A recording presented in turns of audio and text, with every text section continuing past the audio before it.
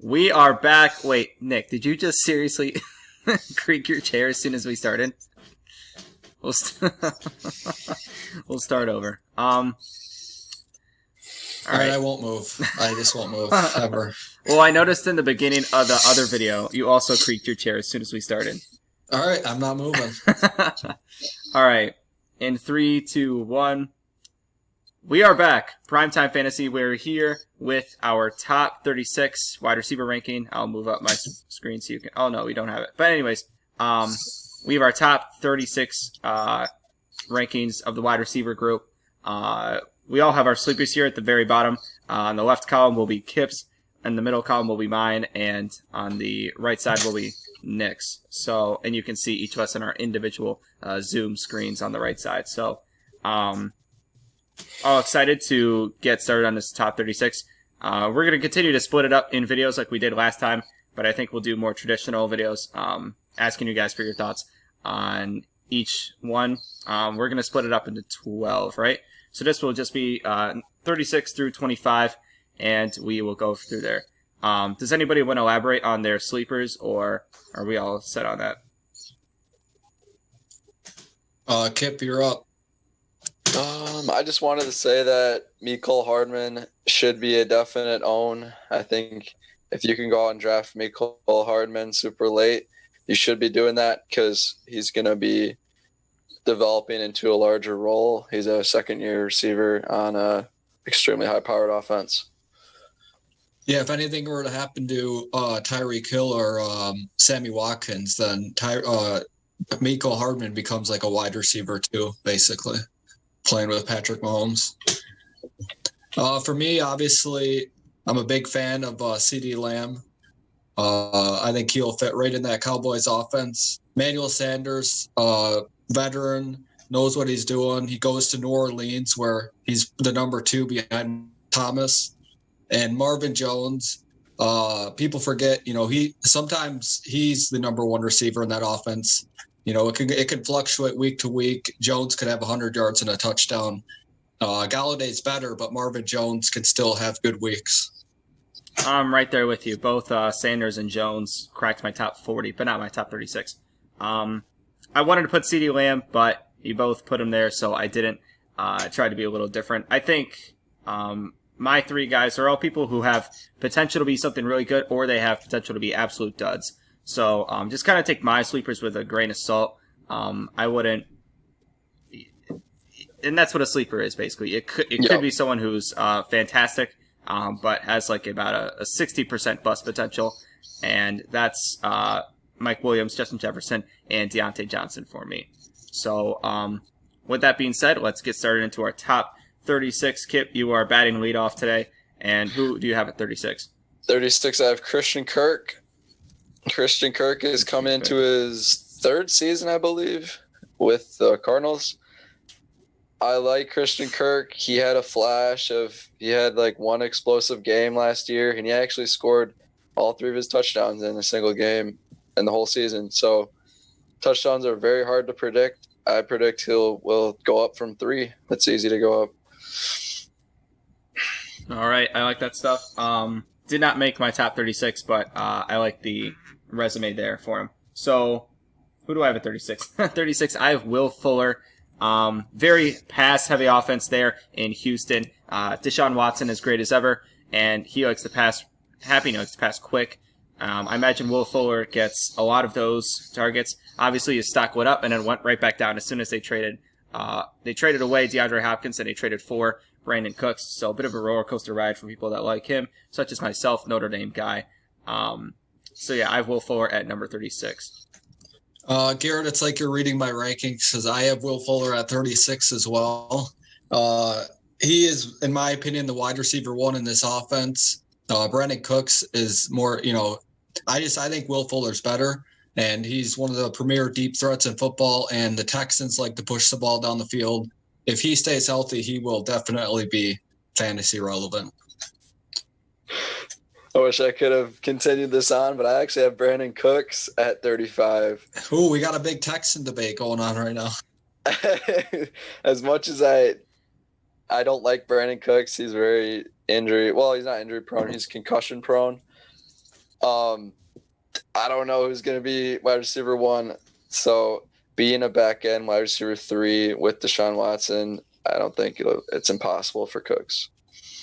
I actually have Brandon Cooks a lot higher up on my list. Pretty interesting stuff there. Top But 12 probably. no, not top 12. Number 35 for me is Tyler Boyd, another wide receiver 2, starting off my list. And it's currently a wide receiver 2 has the potential to be the best wide receiver in that offense. Tyler Boyd obviously did not have a good season last year, but he also did not have a good quarterback last year. So we're talking about potential for him and Joe Burrow to really build a good connection there.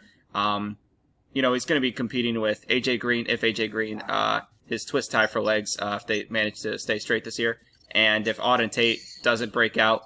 A lot of competition there at the wide receiver 1, 2, 3 level, but I think Tyler Boyd has potential to really do well this year. 35 for me. I got Emmanuel Sanders, so I just talked about him as a sleeper. Again, very good quarterback, very accurate. Michael Thomas is going to get a lot of attention. Kamara out of the backfield. Sanders should be he should fit really well in that offense. At 34, I have a player who is unproven. He's a rookie. He's a second year, but he came into a situation where the team was in ruins and he came in and performed. It's Darius Slayton on the Giants. Darius Slayton came in after Barkley got injured and really took over part of this offense.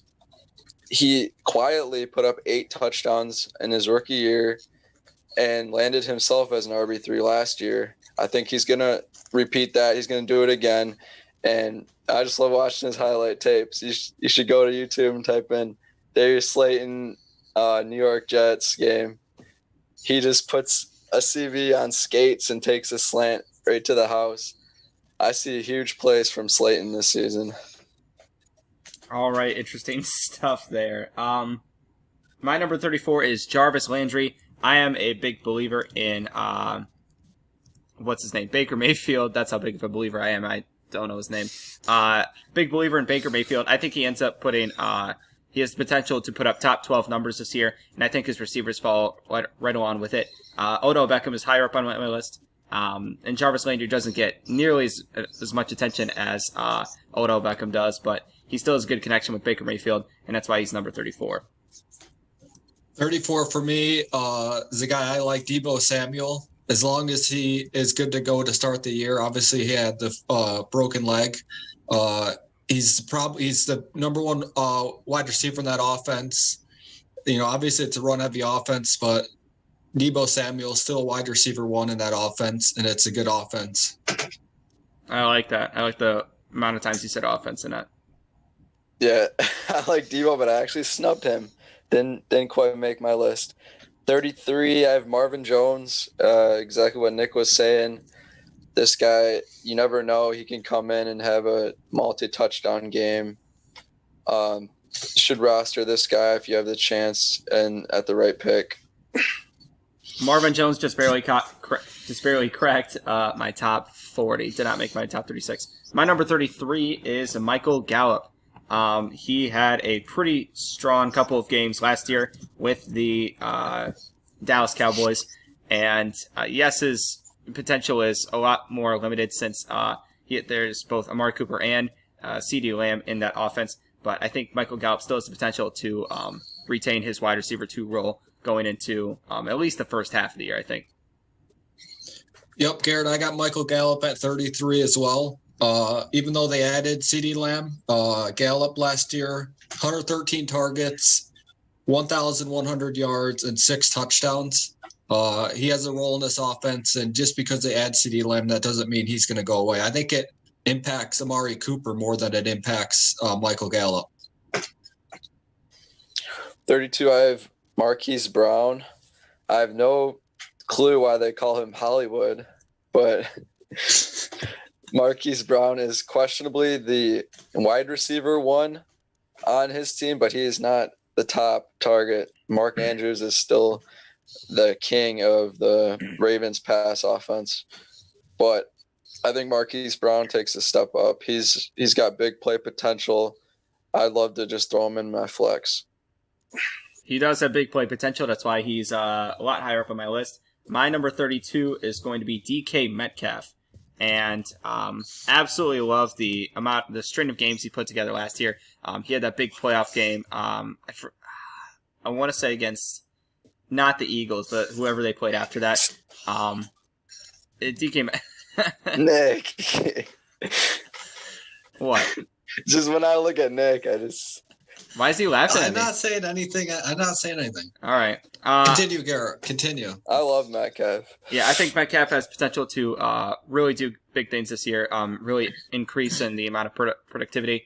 Tyler Lockett is still there. Still gets a good amount of reps. He's higher up on my list as well. But I think DK Metcalf ends up carving out a role for himself that was just as big, if not bigger, than last year.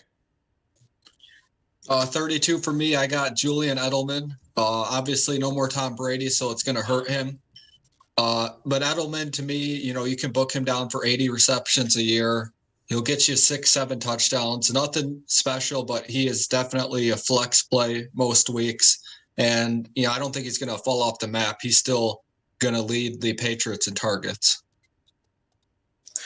Okay, 31. I won't reiterate too much. I have Michael Gallup.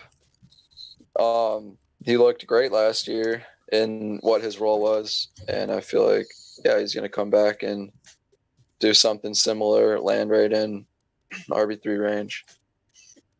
All right, my 31 is, and if I could type the caution warning sign emojis, I would. I have AJ Green right here. When he's on the field, he can be absolutely incredible, but when he just has to make it onto the field, I've made the jokes. He has twist ties for legs. He has bendy straws for legs, stuff like that, which is absolutely true in every sense of the word. But he's still like a really good talent when he's on the field. He just has to make it there. This might be his last season with the Bengals, and if he continues to get injured, might be his last season in the league. 31 for me, I got Marquise Brown. Obviously, we just talked about how he is probably second in that offense behind Mark Andrews. But I expect Lamar Jackson to progress as a thrower.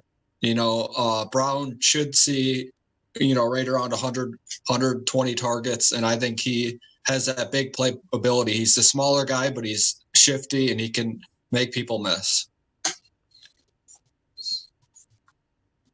Okay, 30, I have Jarvis Landry.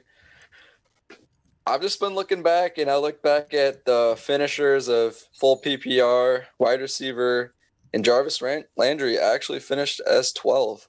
So this guy is a PPR machine. He catches a lot of balls. Matter of fact, last season, he caught 83 passes, and that's going to book you for a wide receiver too, basically automatically. My number 30 is Calvin Ridley. I want to believe that Calvin is your number 30 Calvin Ridley too. Much high. We got him much higher. Oh. Okay. All right. So this is why I have him this low, because I was wondering if you guys would agree or disagree with me on this. Calvin Ridley is someone who I feel like hasn't really hit his stride in terms of like how big his potential could be. Yeah. Are you saying that sarcastically, or are you just? No, I agree. Oh, okay. I wasn't sure where you're going with that. So, and for the explosive offense that he plays in, I feel like he can just be more. So I have him here because I believe he could be more, and I would draft him as a wide receiver 3. But I have to see it before I believe it. And considering he's entering his fourth year in the league, I want to say. Third year. Okay. 30 for me, I got Tyler Boyd. Garrett, I think you're underselling Tyler Boyd's season last year. He had 150 targets, 148 to be exact. He had 90 receptions for almost 1,050 receiving yards. So Tyler Boyd's still very consistent, and he's actually better with AJ Green on the field, obviously, because then he doesn't have to face the number one cornerback. So I expect Tyler Boyd to have a better year than he did last year if AJ Green can stay on the field. Okay, I hate to trigger Garrett, but I have Cortland Sutton all the way at 29. Really? Garrett's probably got him as a top 8 receiver. I bet you. The Denver Broncos offense is going to be, we don't know what it's going to be. There's how many? 3-4 new faces. You got KJ Hamler, you got Jerry Jeudy, and you got Melvin Gordon. I can't predict this dude, and there's too many cooks in this kitchen. So that's why I'm putting Cortland here. Very interesting take. He is not a top 8 receiver on my list, but he's... Oh, he's 9. My bad. he's pretty high up there for me. My number 29 is DJ Shark. A big asterisk by him because I think, or I don't know why I'd say put an asterisk by him. I don't know if Gardner Minshew produces like he did last year, but I think DJ Shark has potential to really be a focal point of this offense, even with D.D. Westbrook in there. Kip thinks that Leonard Fournette's going to be the greatest running back of all time. I just don't see it. I think DJ Shark ends up becoming the best offensive talent in this offense this season. And, not much else I would say, but beyond that. 29 for me, Jarvis Landry, consistent fantasy producer. Last year, 83 receptions, 1,174 receiving yards, and 6 touchdowns. This guy, you can book him down for 80-plus receptions a year. And, Odell is a better receiver, but Jarvis Landry had a better fantasy year than Odell had last year. And I don't see him falling off the map. I think it's a little bit more 60-40 than it is 70-30. 28, I have Tyler Boyd. Honestly, I'd maybe slide Tyler Boyd up higher later this summer. I loved him a lot last season. Now he's got T. Higgins coming in. Everyone loves T. Higgins, but, rookie receivers are very hard to predict. So I think Tyler Boyd has great top-end or wide receiver 2 potential here. My number 28, you guys might laugh at this one too. I have Terry McLaurin right here. I think Terry McLaurin has potential to really increase in his offense this year, or really increase in his production. I'm good with words, by the way. I think that Dwayne Haskins ends up improving as a passer. I think Ron Rivera ends up improving the team altogether, all around the ball. And Terry McLaurin was easily the best wide receiver in that offense last year. I think he doubles down on that and continues to go up higher. I agree with you, Garrett. I got Terry McLaurin at number 28. Last year with poor quarterback play, he still in 14 games had 919 yards receiving and 7 touchdowns. I think he's 1,000 yards and he could hit 10 touchdowns. He probably won't, but 1,000 yards and 7-8 touchdowns is still just outside of a wide receiver too. 27, I have Stephon Diggs. Really? Yes.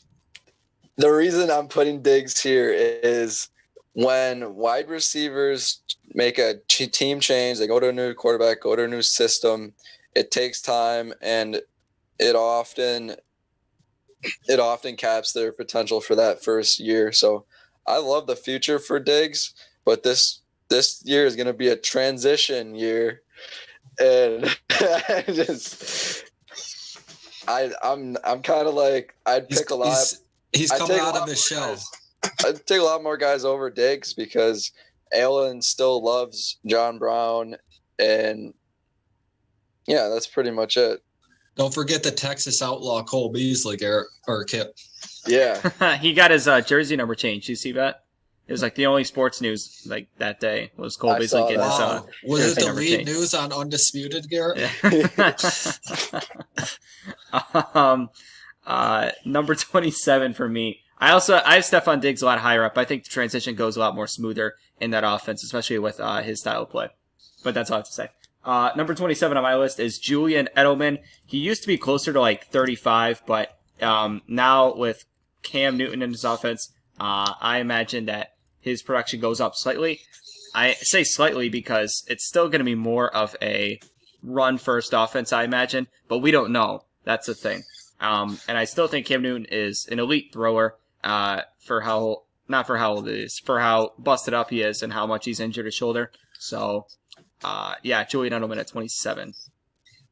27 for me. I got to go with Kip here. I got Stephon Diggs. He's better. He's, if you're ranking wide receivers, he's better than the 27th receiver in football. But he goes to the Bills where Josh Allen, career 56% completion percentage, which is pretty bad. And Josh Allen last year, only 3,089 yards passing. You got John Brown, Cole Beasley. They got a couple tight ends that are good. Devin Singletary can catch the ball in the backfield. I don't see Josh Allen going for 4,000 yards this year. So something's got to give. I think Diggs would be lucky to get 1,000 yards, but the talent puts him up at 27 for me. Do you know who had more passing yards than Josh Allen last season? Ryan Fitzpatrick. Gardner Minshew. Okay, at 26. At 26, I have Devontae Parker. Honestly, looking back at this, no. I'm gonna be true to my list, but I'd want to move Parker up if I go back to this list. I have Parker at 26. Last year, he had a coming out party, and he's like 27, which is receivers don't really break out at age 27. He had 1,200 yards. Monster, absolute beast. 72 receptions, 9 touchdowns. He was an RB, or he's a receiver, wide receiver 1 last season. So it's pretty crazy to think that Devontae Parker is wide receiver 1.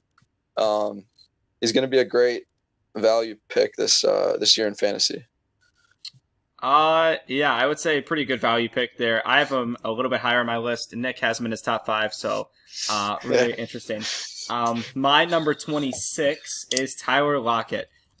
This is a guy who is really competing with DK Metcalf for the number 1 receiver role. I have them slightly next to each other on the list because I end up thinking that they're going to get similar targets, they're going to get similar production, and Tyler Lockett is the more experienced guy. That's why I have him higher up. But at the end of the day, he's still in a really good offense with one of the best quarterbacks in football today. 26 for me is a guy who I'm a little bit wary of drafting. T.Y. Hilton. He's just turned 30 years old. He's gone through, he's had various injuries throughout his career. I don't love Phillip Rivers, but he is the wide receiver 1 in that offense. And, there's potential there, but I'm a little bit wary of his age and his injury history. I also have T.Y. Hilton at 25. Not too much to add to what Nick just said. I feel like T.Y. Hilton's going to have his big games. He'll have some multi-touchdown games, and then he'll have his down games, maybe even be injured for a couple of games. But he still has huge boom games. I also have T.Y. Hilton here at number 25. There we go. We did it. All right. Wow. So he has, Kip said it, he has his boom games, he has his bust games, very much a matchup based guy, but I still think that the potential is still there for him to compete. I think that, let me get that off the screen. I still think that T.Y. Hilton has potential to really do big things this year. Coming in at number 25, ladies and gentlemen.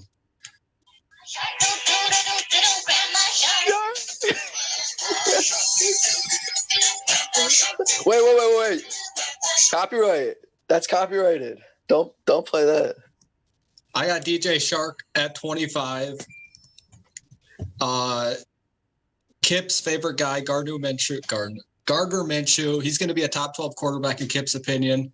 DJ Shark, 8 touchdowns last year, 1,000 yards. He's only going to get better. He's 25 for me. All right, that caps off our our number 36 through number 25. This went on a little bit longer than I thought, but we're covering 12 different receivers in one video, so that's just the nature of how that's going to go. Let us know where we went wrong, where we went right. Who do you think we have at number 24? We'll have that video coming out tomorrow for you guys. We will see you guys tomorrow with the next set of 12 receivers.